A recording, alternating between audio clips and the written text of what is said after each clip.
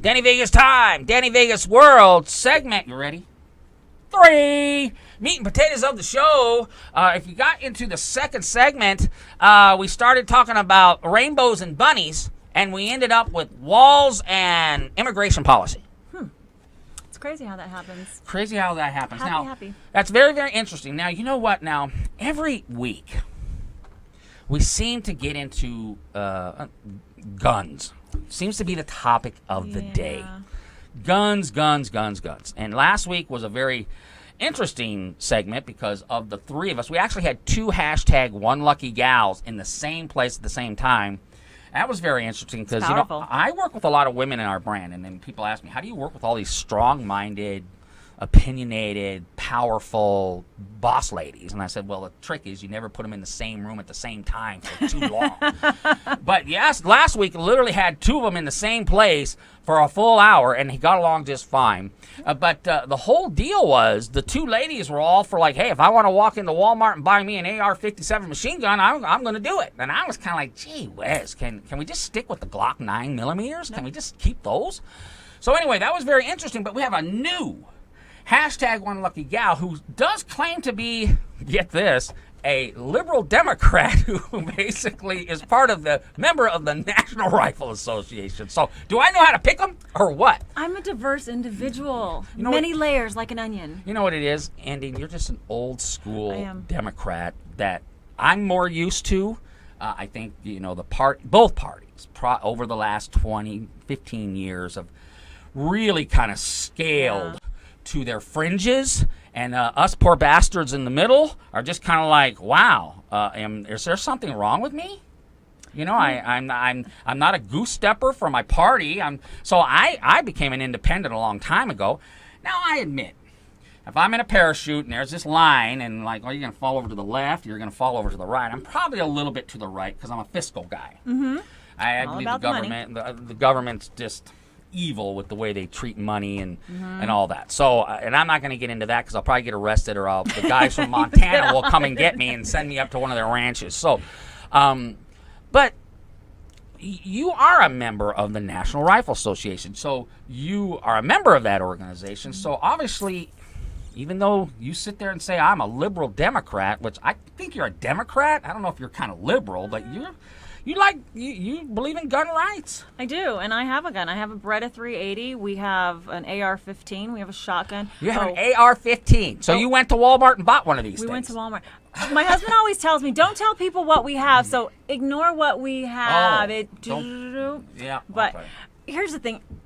I have a right as an American citizen to have a gun.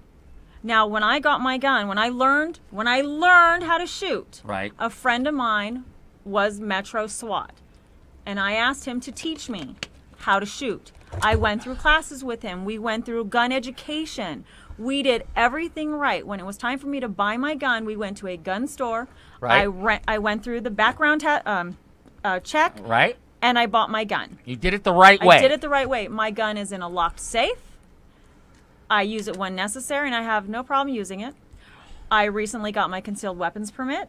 That was the most amazing class I ever took. Okay. I don't have my gun with me today. Okay, cool. No, actually, I don't mind people carrying guns. I feel safer when there's guns in the room. Education is important when you have guns. But we should be allowed to have guns, but we do need stricter laws.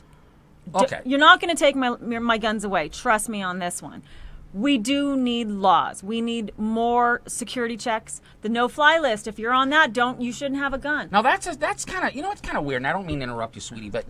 And I didn't mean to call you sweetie, but at the same, I think President Obama called someone sweetie 8 years ago, and boy, he got beat for a week. So I don't want stop with the emails. We all burned our bras. It's all good. Yeah, that's another interesting topic because I don't think the newer ladies coming up, I don't think they're burning their bras. I think they're like, you guys did that. Thank you very much. We're just gonna go kick some ass now. So anyway, that's another topic. But where was I at? What were we talking about? Guns. So, but you have basically because the whole point is you can have a longer background check. You can, and I think everybody kind of agreed, like, you mean people on the no-fly list can buy guns? I think that was kind of such an easy one that it was I think it was a loophole that just didn't get, that was one that got overlooked. Right. But, okay, fix that. That's an easy fix. But the thing is, to me, and I'm just being a devil's advocate here, okay, you did everything right You got the guns locked up. Everything is right. You learned how to shoot. You did everything right. But you know what? That doesn't mean a thing. It's the mindset, Andine, that's going to take that thing out of the lock safe, jam a clip in that thing, and go down to the local theater and unload on a bunch of people. It's not really, okay, we did it right. Okay, before I had to wait 30 days to get my AR-15. Now I got to wait 45. Okay, I made it to my 45 days. I tend to agree with you. I think these guys who, but you know, is it the mindset? That's what worries me. And the old argument is, hey, cars kill people all the time. We don't take cars away. People kill the people. They just use guns as the weapon.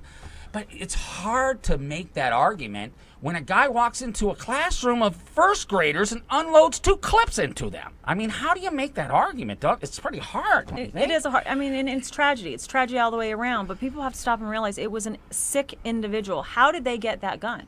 The woman yesterday, I believe, shotgun, killed her 2 daughters, went back in, reloaded. The neighbors that witnessed it said she was calm, cool, but yet the police had been out to her house 12 to 15 times in the last year or so, and she has a gun.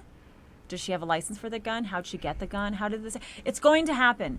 Can we prevent it? No. You really think there's just not, you can't prevent it? Here's the thing. There are too many messed up people in this world. And too many guns. And there's not enough help. I watched a thing today on a meth addiction situation. 2 brothers struggling with meth. One lucked out and got into a clinic that charges a gazillion amount of money to be there. The other one couldn't get into a bed for rehab for almost 30 days. Well, he ended up committing suicide.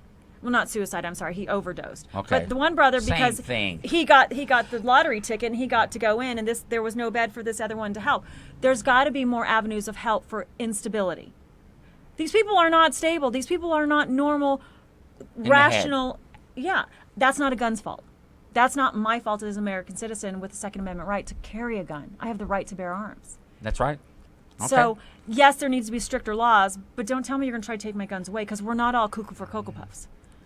Well, it's kind of interesting because I think America has to deal. This is what you have to deal with.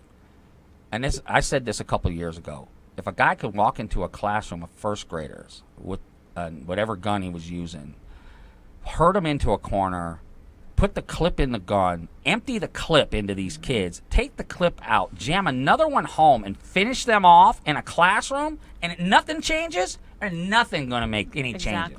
What the poor thing that happened in Pulse nightclub?